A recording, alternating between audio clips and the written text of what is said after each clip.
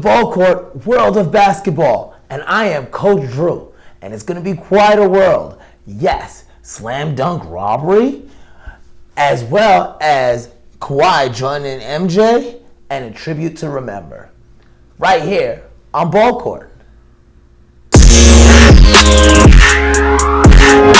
Welcome to BallCourt. I am Coach Drew. This is the world of basketball, and it has been absolutely phenomenal. I'm going to go ahead and jump right in. The AllStar game was amazing. Absolutely amazing. AllStar weekend on a whole was great. But the game itself, the thing that made it amazing was the game's level of competition.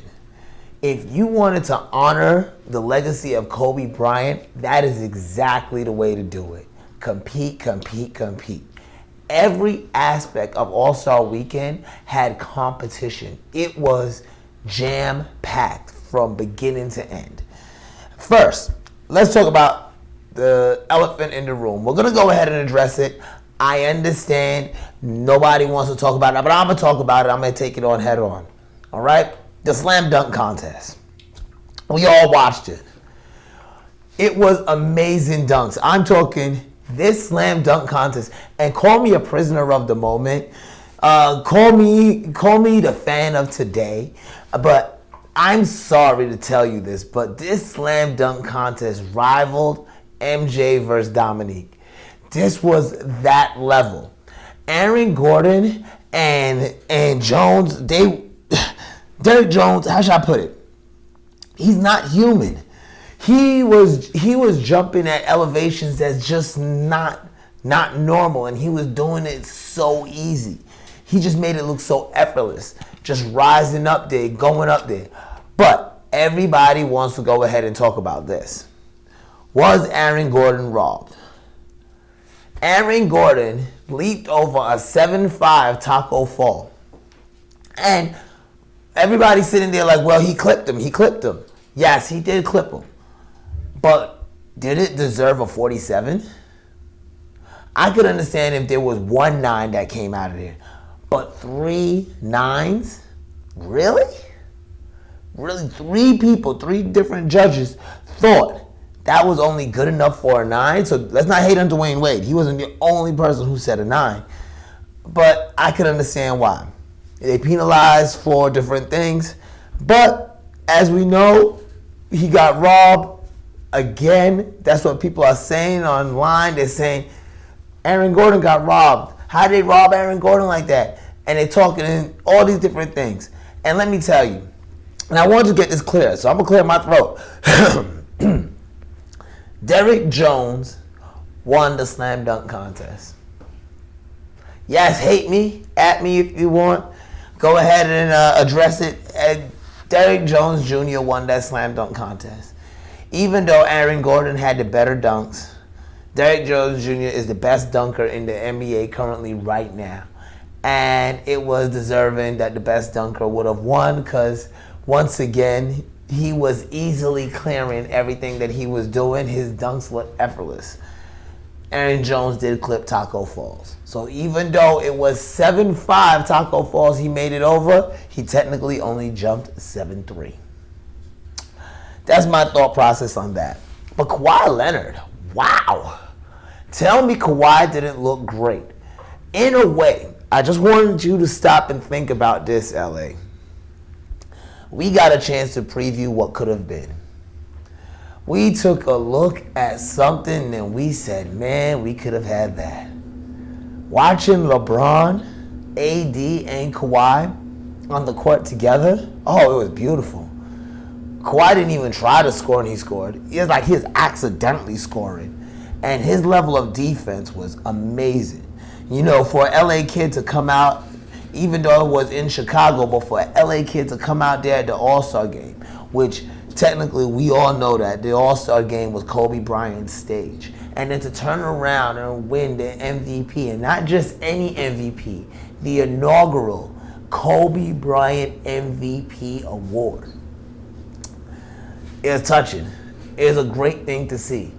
And I feel even though he's a Clipper, It was something that you could say, man, whew, only if, that would be something amazing to see if it can happen. But he was passing the ball. He was moving it well. He was feeding AD. He was feeding LeBron. It was absolutely amazing.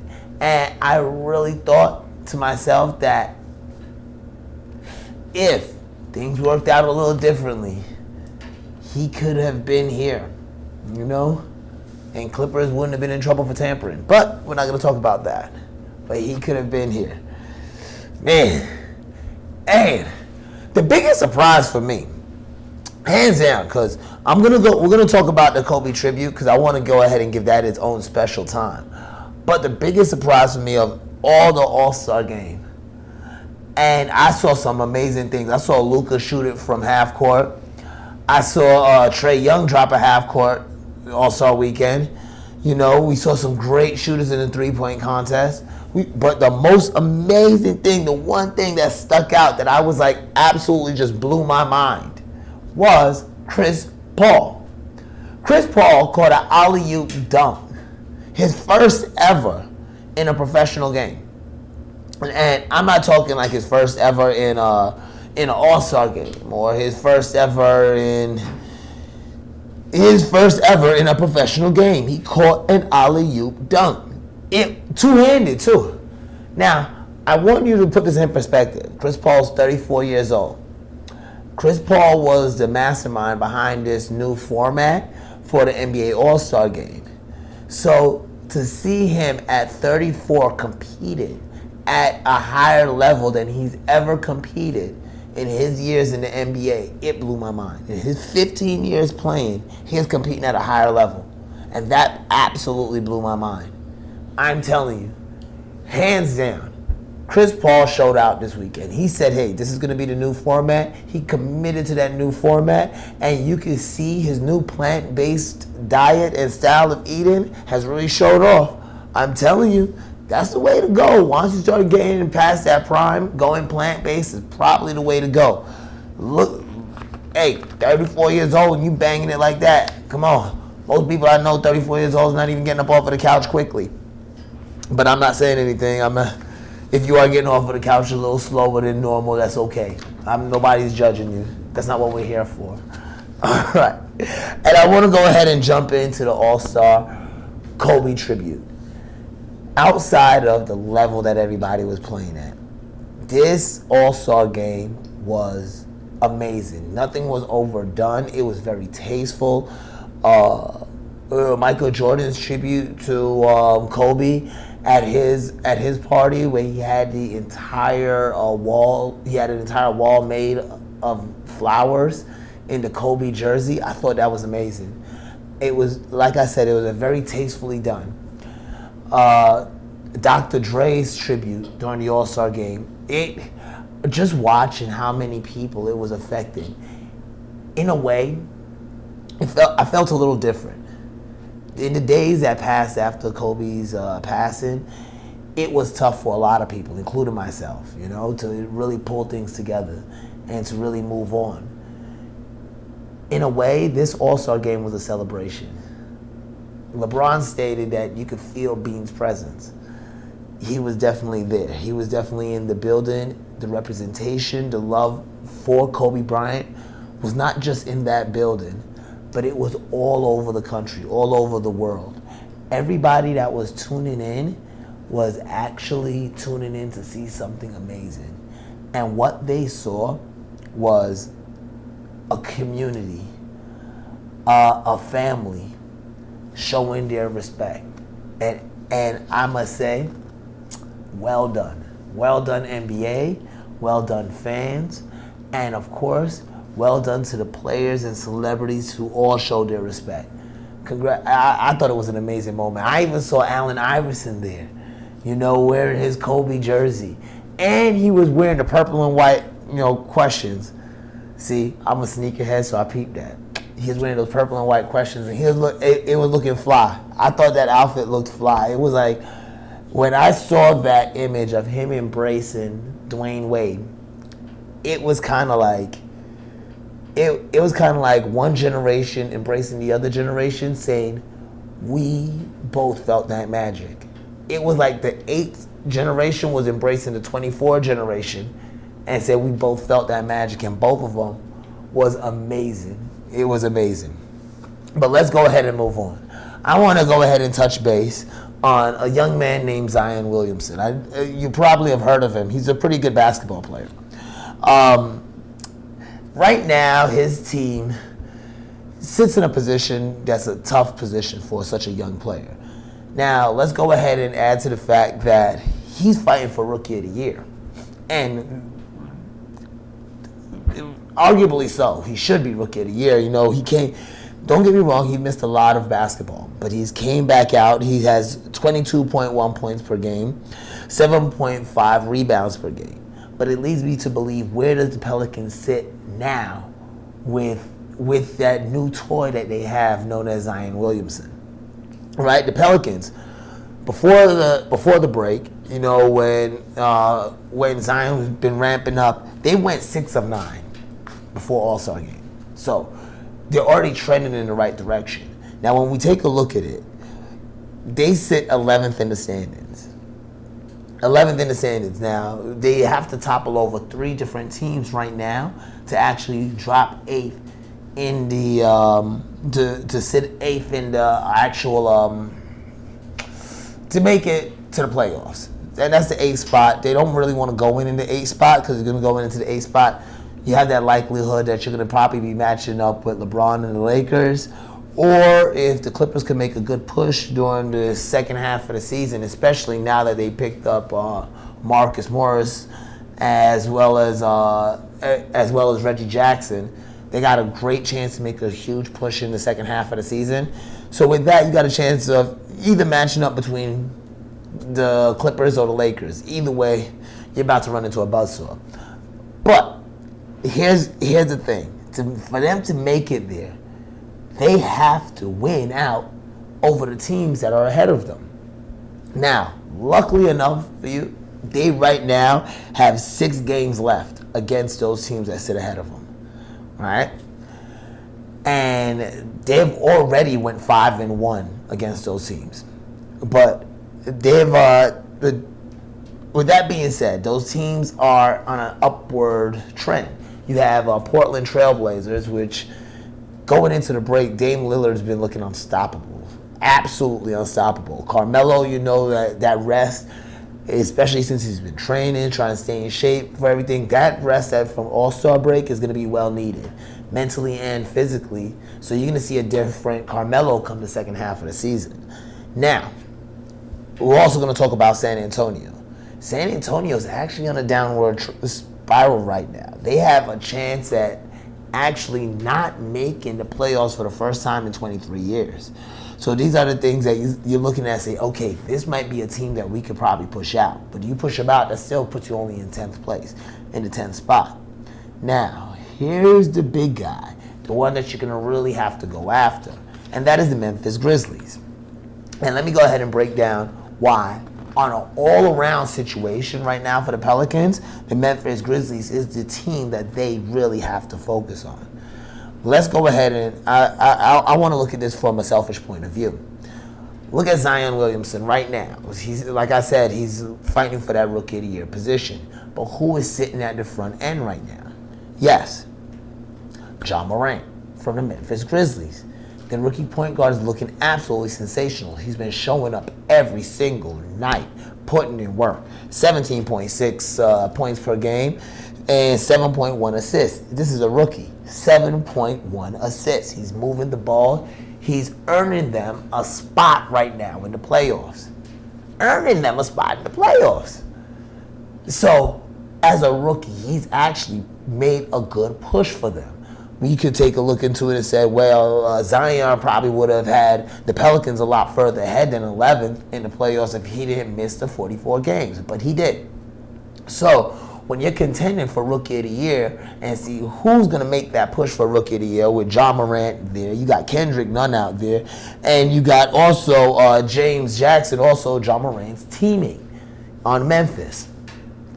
they have a good nucleus of young players as well as veterans that they can make that push to hold on to the 8th spot. So what the Pelicans have to do, they have to knock them off for 2 reasons.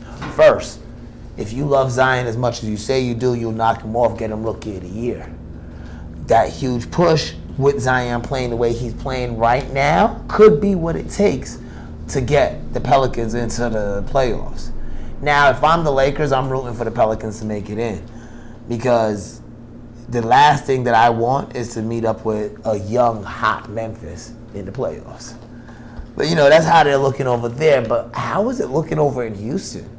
How is Brodie and the Bears going to be looking right now coming up for the second half of the season? Well, stick around right here on BallCourt. We're going to go ahead and get into that. We'll be right back with some more World of Basketball. I'm Coach Drew. This is BallCourt.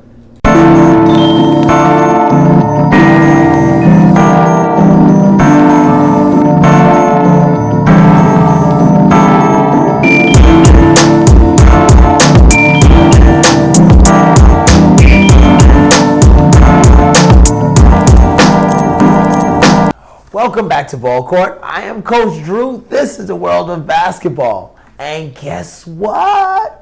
Brodie and the Beard experiment is now in the second half of the season.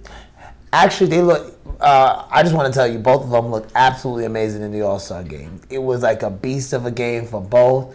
James Harden was passing the ball. He is looking real great.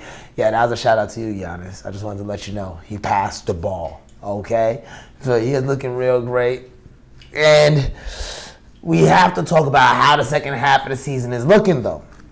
That Mike D'Antoni experiment and saying, okay, we're going to play small ball, spread the floor, and dare everybody else to try and match up with us. Yes, we have a superstar MVP on one wing. We have a superstar MVP on the other. Let's see what choice they're going to make. I love the idea. I love the concept. But I'm still a little worried. I'm worried myself.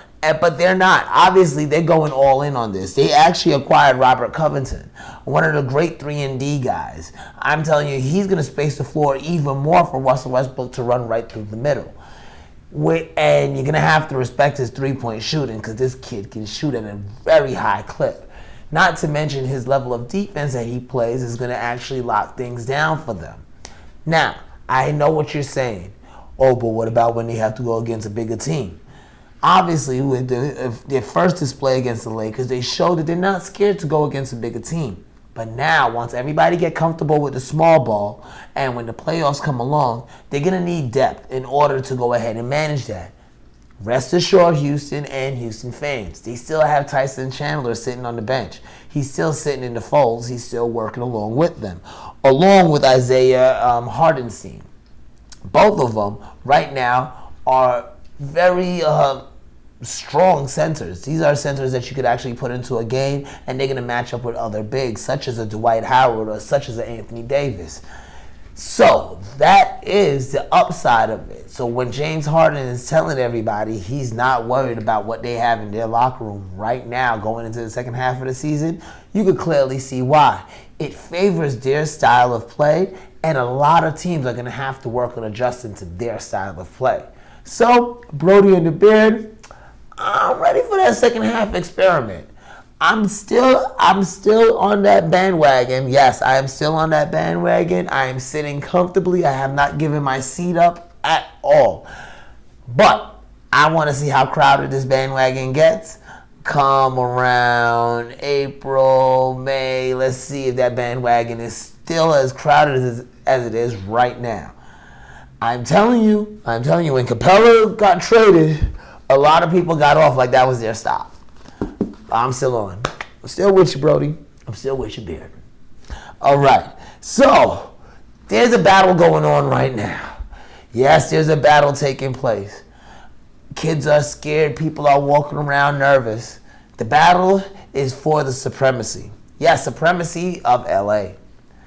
LA has been the battleground right now for the NBA. Supremacy has been going back and forth this season. I know that even though the Clippers are sitting right now 5 spots below, well, not 5 spots, but 5 games behind the Lakers, it is still arguably the most dominant team in the NBA. If you take a look at any one of these talking heads and any one of the people giving their analysis on these games, they're telling you right now the Clippers is a team to watch. The Clippers is a team to look out for. And it seems like the rich keep on getting richer. Every single day, that monster of a team keep on adding more monster players. It's like pretty much they're building the new dream team. And nobody in the Lakers locker room seemed to be nervous about this thought process because they still reside with the King. And I can understand that, and I am still on board with the King. They are my team. I will never be a Clippers fan. But I do respect what I see going on over there. It's going to be a tough battle. Let's go ahead and look at the way things is panning out going into that second half of the season. Right now, the Clippers are 2-0 against the Lakers. Mind you, the third game was postponed after the passing of Kobe Bryant. No makeup game has been established as of yet, but you do have a game coming up in March, on the 1st of March. So, what do we expect? Do we expect another big win? And if the Clippers do take that game on the 1st of March, now they own this series. So, if they finish out this season, number 2, they still have they still pretty much own home court advantage for the playoffs. That's a good way to look at things right now. They're comfortable with that. They want to play at home because their home record is absolutely phenomenal. But let's go ahead and look at it on the flip side. That is barring that the Lakers finish at number 1. Now, if the Lakers do slide and go in there at number 3, that gives them an easier route to the going into the finals. If they go in at number 2, at least they still have home court advantage for most of the actual playoffs. So the battle for LA is heating up. And yes, with Reggie Jackson acquired by the Clippers, as well as Marcus Morris, it is time, I think, the Lakers go out and get a big gun of their own. And that brings me to my segment, why isn't Jamal Crawford signed? At what point do we need to say we're going to go again and get Jamal Crawford? How is it that you don't need 50 points? Reggie Jackson is arguably not as good as Jamal Crawford. And he got picked up by the Clippers. Why not put Jamal Crawford in there? I can understand what you're saying.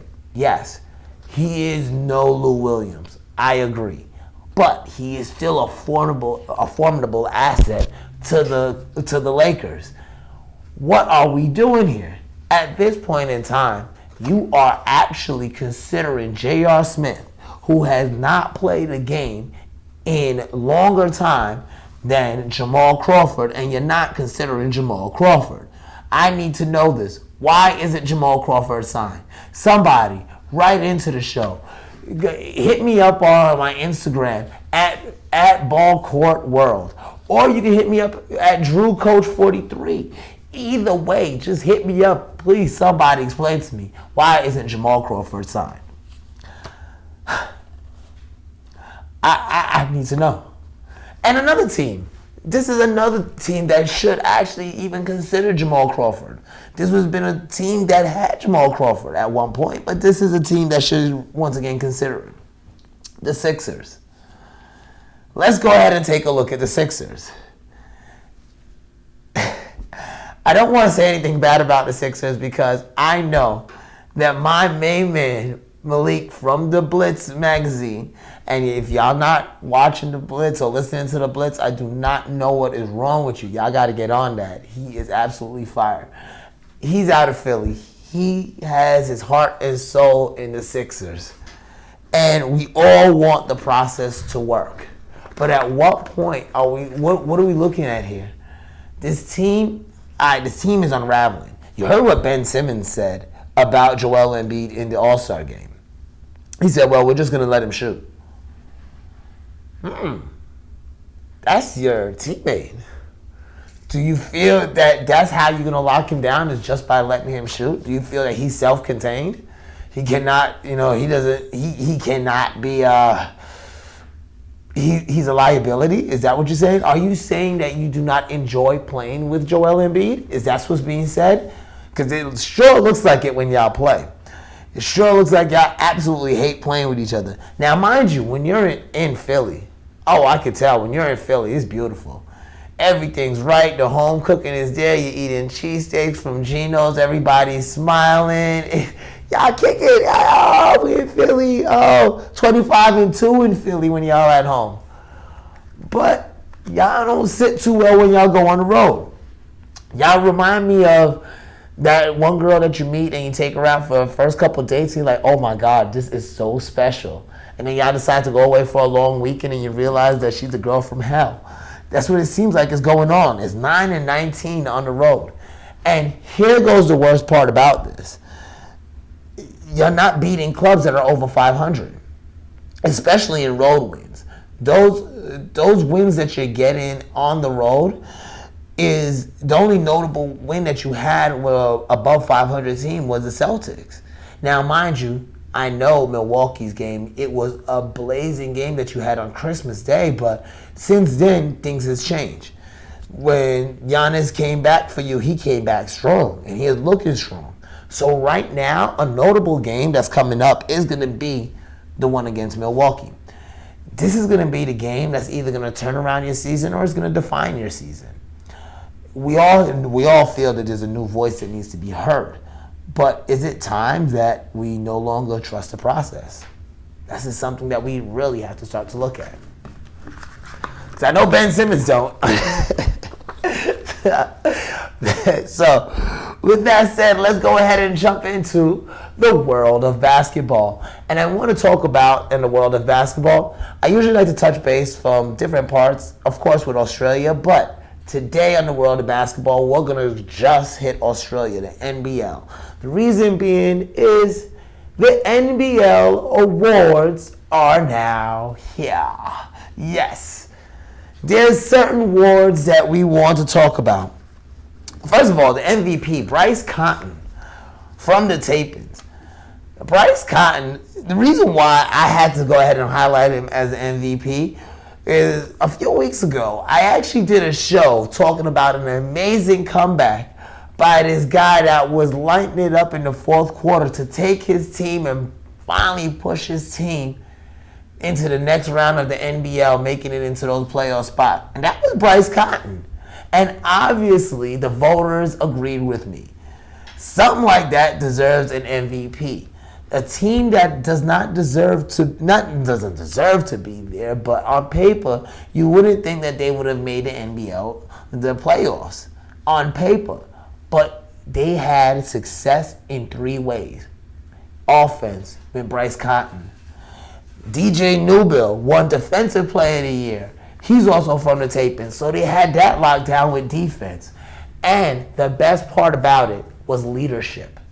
Coach of the Year was won by Mike Ferry. Yes, you guessed it, the Tapings. I'm telling you, that was one of the most amazing things to ever see. With those gentlemen coming together to build a team that I have a feeling they might be the team to upset a lot of things going on down there. The Bullets, they didn't work out too well against them. And don't get me wrong, the Bullets did have the sixth man of the year in CD, but it didn't work out too well for the Bullets. But I must say, anybody go up against that buzzsaw known as the Tapings know that they're going to have to go against those 3. And Bryce Cotton's going to be a tough one. I see a huge future for him because this is not his first MVP. This is like his 3rd MVP down here. He's pretty much the Australian GOAT. So that Australian GOAT, you know. Anyway, let's go ahead and jump into the Rookie of the Year. That's what everybody wants to know. Who made Rookie of the Year? Who was Rookie of the Year in the NBL? And yes, you guessed it. Yes, that ball brother that everybody loves to hate.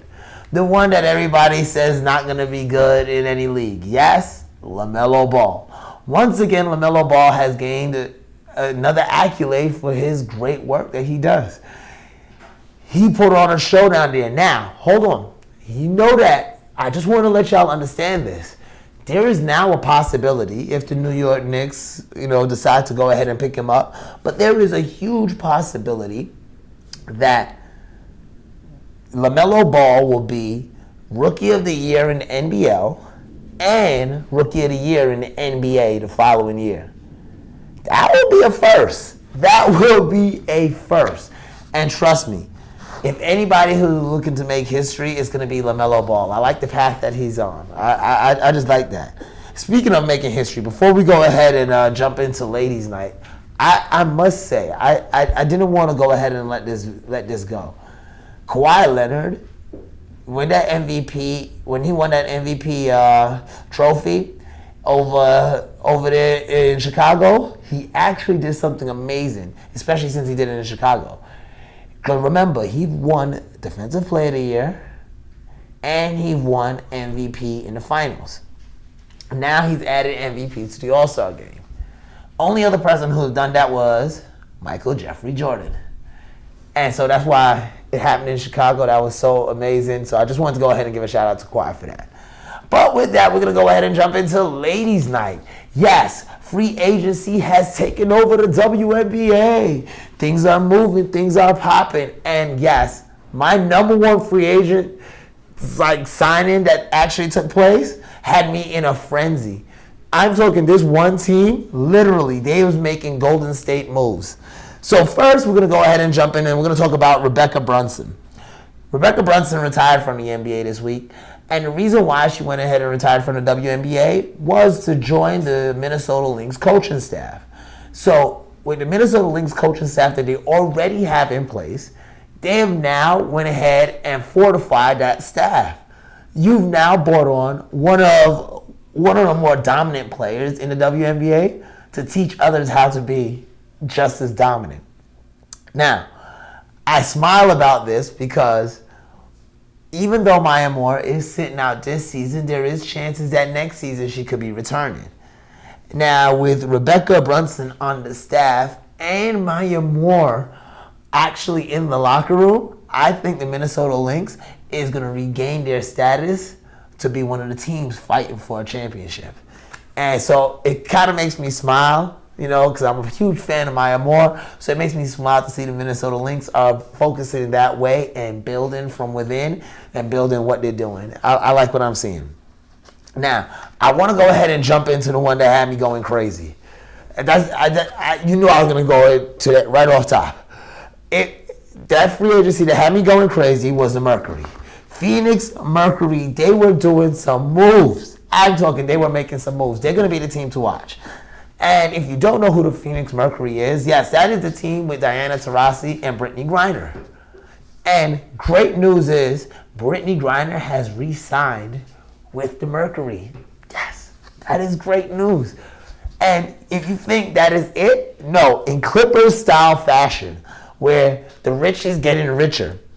Because you have Diana Taurasi and Brittany Griner, you're like, man, we got a team this year. But no, in a trade, they have acquired Skylar Diggins. And you're thinking to yourself, man, it can't get no better than this. This is absolutely phenomenal. But guess what? They're in talks right now to acquire Tina Charles. This is absolutely insane. This is not going to be fair. It is going to be the WNBA All-Stars versus everybody else. This is absolutely insane. So, just in case this summer you don't get a chance to see Space Jam 2, the Mercury will be performing their rendition later on this summer. It will be beautiful. They'll be touring all over the country doing Space Jam on court. It's going to be a live thing. It's going to be beautiful. I'm looking that they're going to get a Tony for this one. I'm hearing that Diana Taurasi is going to play LeBron James in this one. It's going to be amazing. I'm in tears for this. I cannot wait. Can you imagine that team? First of all right, arguably, Diana Taurasi is a Kobe Bryant of the WNBA. Nobody has done it like her. And I know we're going to go back and forth and talk about Sue Bird, but Sue Bird is a beast in her own animal. She's a beast in her own right. But nobody's done it like Diana Taurasi. She is one of the most feared basketball players I've ever came across. I can see when people come up and play defense on her, they're nervous like how people were nervous with Jordan. Where it was like, please don't do this to me, please don't do this to me, please don't do this to me. And then she does it to you. Then you have Brittany Griner, who, as a big, who's been the most dominating big that you've seen since actually since a Shaq. She's pretty much, she can do whatever she wants whenever she wants. And the way the game is played around her, she is so powerful and she dominates and goes right to the hole. Now, you add a wing to that can slice, dice, and get buckets any way that she wants. You add that in Skylar Diggins. How do you defend?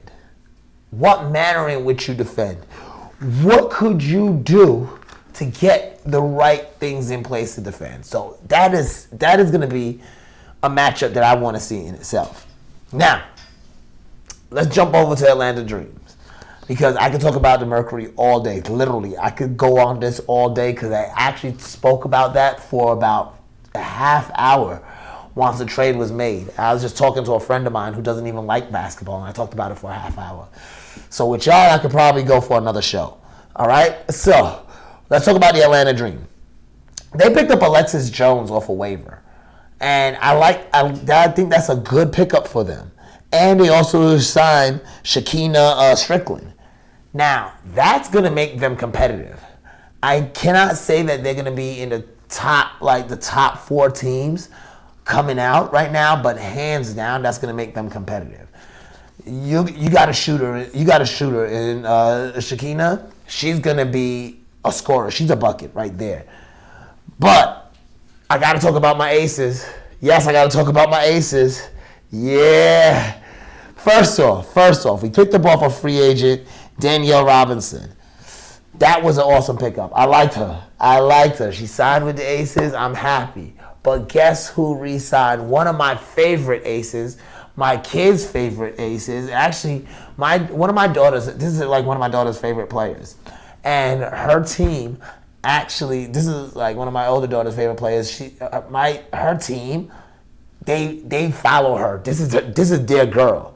Sugar Rogers. Yes, the Sugar is back in Vegas. I tell you, Sugar Rogers has re-signed with the Aces, and I am super happy about it because I love watching her play, and to be able to watch her play as a hometown fan, I think that's going to be amazing. Now, we always stop and we always listen to see which is going to be the team that's going to compete against the team that we're talking about. My team today that I'm talking about is the Mercury. And I want to know who's going to compete against them. There's only one team that has actually, not one team, but there's many teams right now that's sitting in place to really put a whooping on them or really actually put up a fight with them, like the Aces, you have the Sparks. And of course, you have the reigning champions, Mystics. Yes, the Mystics has actually put ink to paper, because I reported on this show that they were in talks. Emma and Elena were in talks of actually re-signing with the Mystics. But now they have put pen to paper. Yes, Emma Mieseman and Elena Deladon has re-signed with the Mystics, and it's going to be another fight. And the Mercury's gearing up. It's going to be ready. I am absolutely amazed by this. I'm loving it. I'm absolutely loving it. I can't wait till the WNBA start. This has been so exciting, the moves that they've been making. I've been watching these moves all week, along with the AllStar game. It has been a great weekend just for basketball on a whole. Now, that brings me to the next segment we call Shady or Genius. Yes, sir. And on my topic of Shady or Genius, we're going to discuss the Cavaliers and Andre Drummond. Here's why. Andre Drummond was traded to the Cavaliers, and you could tell, reportedly, he was not happy with the actual trade. Now, while getting there, of course, it's not his teammates. He was very happy with the teammates that he had. He actually made himself vocal by stating that he would not re-sign with the Cavaliers if they had kept the coach, John Bellini. Now, John Bellini has had a very short tenure with the Cavaliers, 54 games. But from day one, he just has not been the right fit for them. I'm talking that locker room has completely broken down. The players on there are saying that there's assistant coaches on staff that are more qualified to be head coaches than the head coach. He's gotten into verbal disagreements with the players, public skirmishes with players, and the media. It just was not a good fit. As a matter of fact, there's been reports even stating that he was absolutely miserable there. Now, the reason why it pops up on Shady or Genius is because we knew that I knew personally why Andre Drummond would not want to play for John Bellini. It's not somebody he has faith in. It was pretty much a worse situation than he had in Detroit. At least Detroit was building within a direction, and he did not want to have that. Now, the Cavaliers were letting John Bellini go as of today because they wanted to wait till after the AllStar break. So today, Wednesday, they have decided to go ahead and let him go. I believe it's February 19th. So just in case anybody's wondering what today is, right? So they decided to go ahead and part ways with John Bellini. Now, J.B. Bickerstaff, who was his assistant on there, as well as one of the better coaches in the NBA, will be taking his place. Not saying immediately there's going to be changes in Cleveland and things are going to get better in Cleveland right away, but right now, the locker room is going to feel different. And I think this is going to hurt a lot of other college coaches looking to make that jump into the NBA. It is a different animal. There's players here who are not happy with players that are not doing, or coaches that are not doing the right thing. I put this on Shady or Genius because I have to understand, was Andre Drummond outing John Bellini like that right when he was reported to be fired? Was that just a shady move on his part, or was he being genius, stating that now, Cleveland, you can go ahead and take a shot at signing me? Now, we all know that Andre Drummond's contract does not make him favorable to be signed by a lot of other teams. So could he just be playing cat and mouse? So this is something that we want to look into. So that's why I put it on Shady or Genius. So we will be watching you, Andre, and we will be watching the Cleveland Cavaliers. J.B. Bickerstaff, you have a tough job ahead of you to turn things around. But honestly, being for the fact that you are pretty much the only team in Cleveland that has bought a championship there in 30 years, I think you're pretty safe. You don't have like a hard bar to get over at this point. So that was Shady or Genius. And I'm going to go ahead and take a break because I have a special guest coming in today for our segment, Let's Kick It.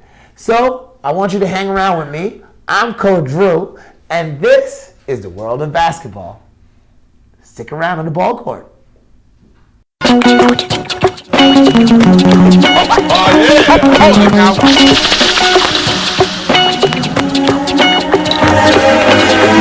Welcome back to Ball Court.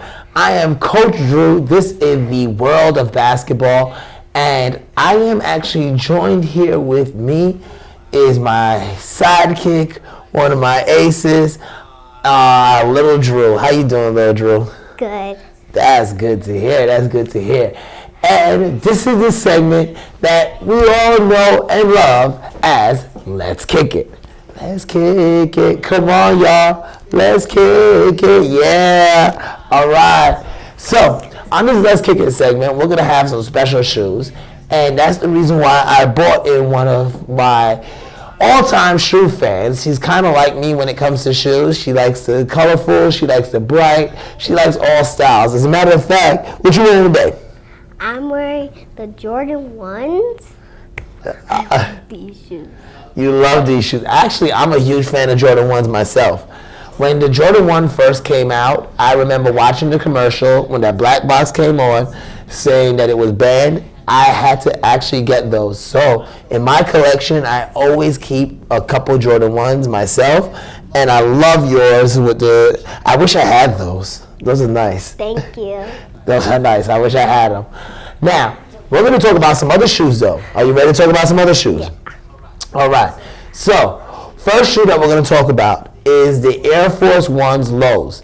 And being for the fact that it is February, yes, my show is going to have a theme today. So, with the Air Force One's lows, it's going to be the Black History Month colorway. Now, take a look at this shoe right here. This is actually a really nice shoe. I kind of like it. It has the, I like the accents that it have on there with the yellow and then the green right at the upper part of the back end.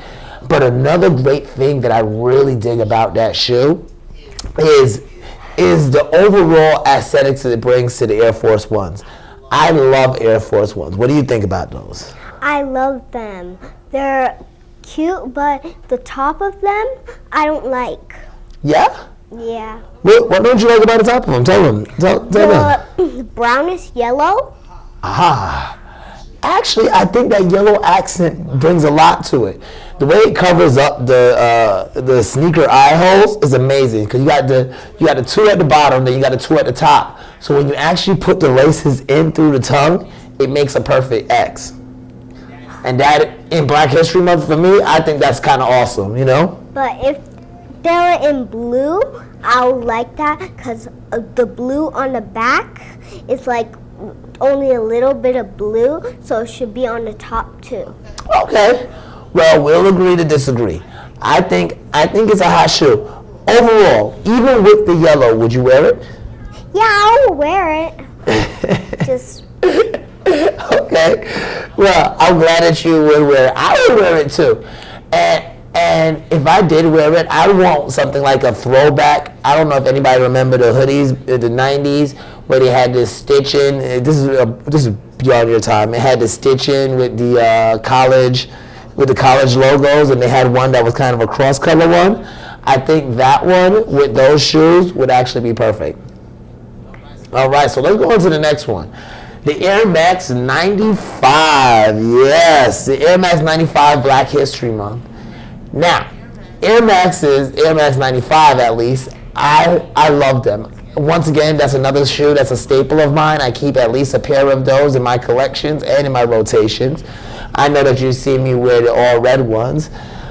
I have to say, I love the fact that it's multicolored on both sides. I love the darker colors to it, and it has that nice wavy feel to it. I would have to say that is a must rock for me. What about you? I don't like them because it's like too dark, the colors. It's too dark. Okay, tell me. I like vibrant colors. I believe you. I definitely believe you. I can tell by the look of your shoes so if you like vibrant colors, you're gonna really love the next one. All right. Now the next shoe is, yes, I know you probably guessed it. Everybody sitting at home who's watching the AllStar game, you've guessed it. It's the Nike LeBron 17s Mr. Swack Hammer.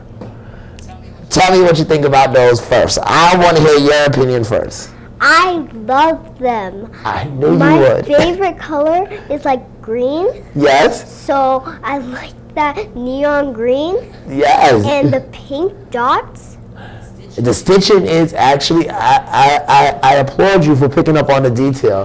That stitching of the pink at the side actually makes it even cooler.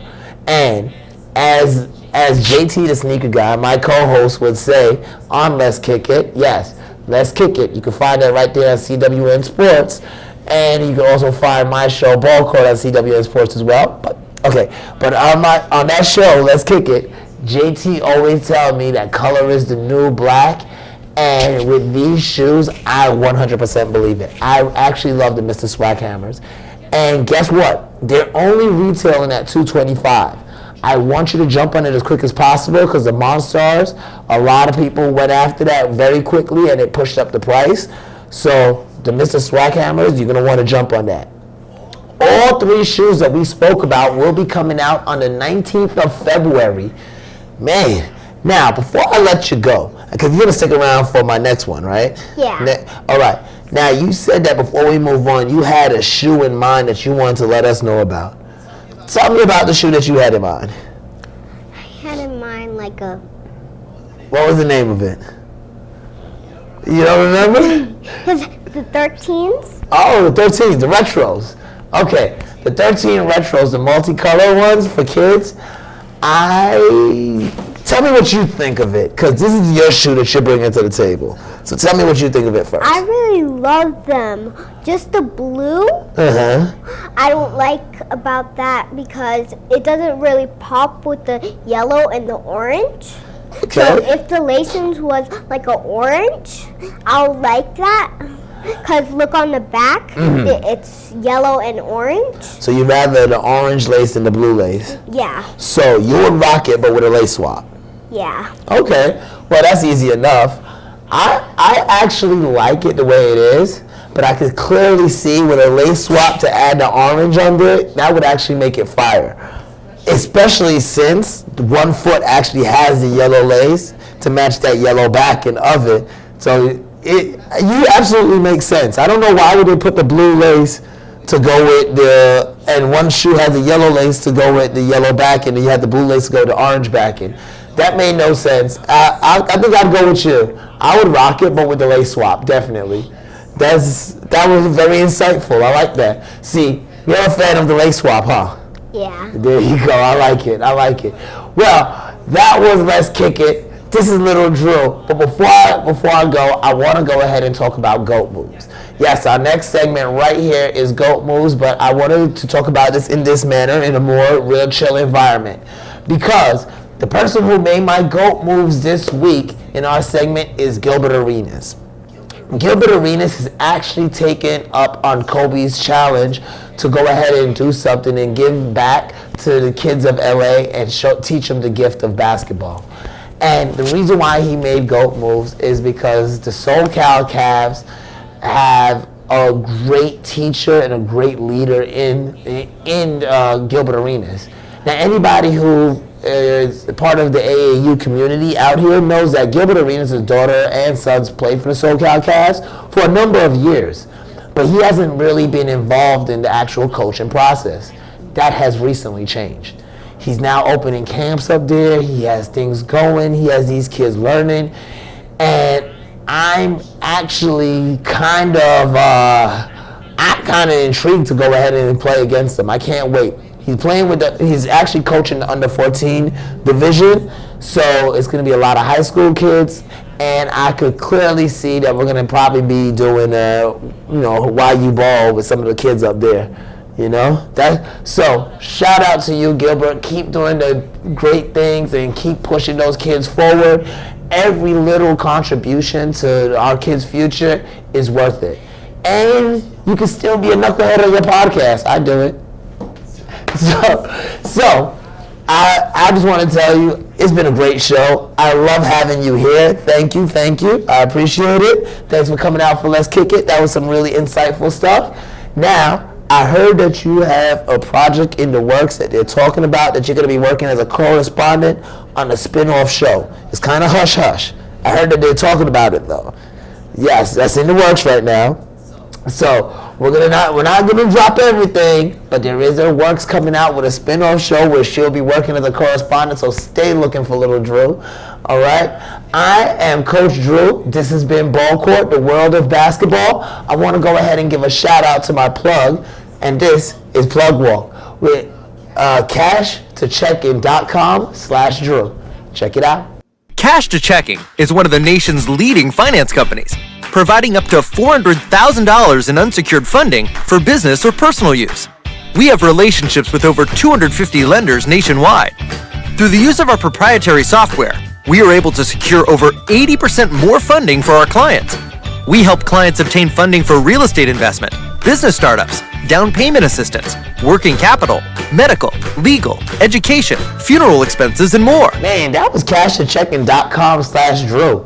When you're done living their dreams and you want to start living your own, go to CashToCheckin.com/Drew. Tell them I sent you. They'll hook you up. They'll work with you. All right, I want to go ahead and give a shout out to CWN Sports for having me on. I do appreciate you having me on every single week. Also want to go ahead and have y'all check out radio.com. You could also find all of the CWN Sports, not all of them, but a lot of the CWN Sports programming right there. Like Malik and the Blitz magazine. You have the Sean Harvey Morning Show that's been popping. They're doing some amazing things. You got JT and the Sneaker Guy on Let's Kick It. And of course you have BallCourt. We're here to do what we do. This is the world of basketball. I thank you for tuning in every time.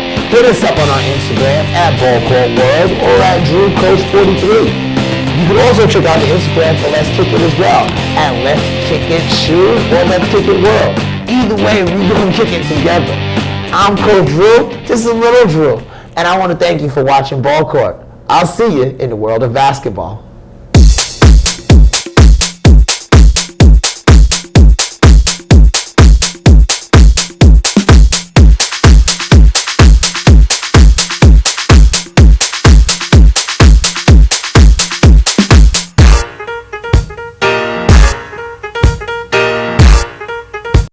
Thank you for listening to BallCourt with Coach Drew, world of basketball. Now go hit the showers. This is a CWN Sports Network presentation.